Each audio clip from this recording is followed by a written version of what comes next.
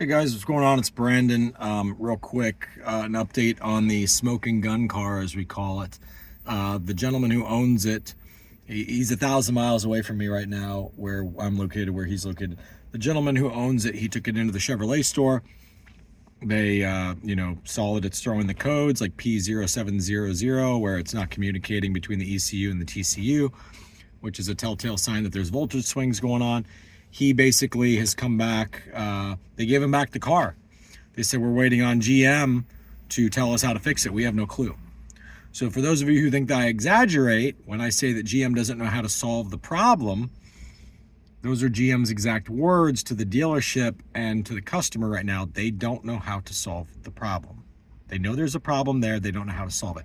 This car's ediff is glitching, guys. The differential is losing communication with the computer that tells it what to do. It has no clue what to do. So it's unlocking to 0%.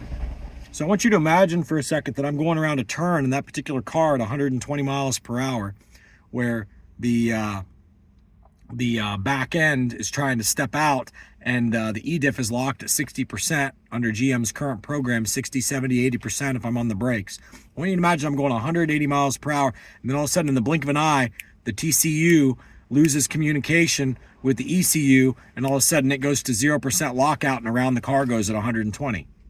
I'd be dead, guys. This guy owns the car that if GM would have sold me that, and it would have happened to me coincidentally while I was going fast, I would be dead. And GM is so stupid that they didn't detain the car. See, if I'm General Motors, and I know who this guy is, I mean, they got to know who the guy is at this point. He's already lemoned one car before. He's an older guy. He had one of the very first transmission failures on a base Stingray. Okay, his transmission was self-destructing with the steep hill. Same exact dude. So he's got this car. It's losing communication. Engine lights are coming on when he starts the car, so there's a bad ground or something going on. And again, long story short, he takes it in to fix it. He's to lemon law status right now. If I was GM, I would demand that the dealer detain the vehicle. Don't give this car back to this guy, because if this guy starts making videos that end up on YouTube and end up on Brandon's hands on Facebook and YouTube, we're going to endure a class action lawsuit. But guess what?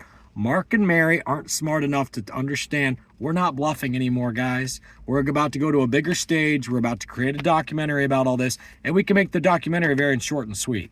I've always gotten into little details about things in the past. We'll get into that, but the first 3 minutes of the documentary is going to be straight to the point. Here's the issue. Here's the problem. Here's what the cars do. Here's why it can kill you.